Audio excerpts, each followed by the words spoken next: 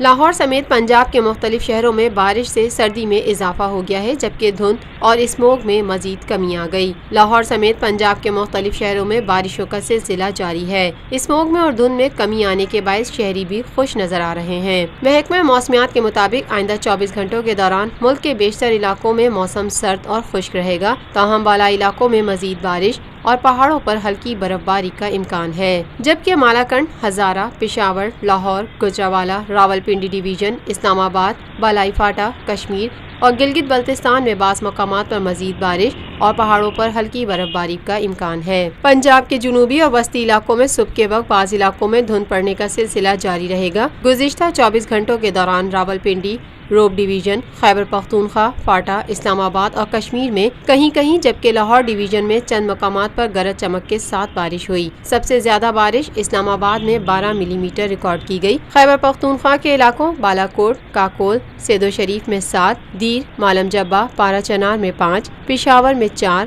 بنوں میں 3، لوئر دیر، رسالپور، کالام، دروش میں 2، میرکھانی اور چترال میں 1 ملی میٹر بارش ریکارڈ کی گئی۔ Lotus Lake Towers, a groundbreaking endeavor by Lotus Properties.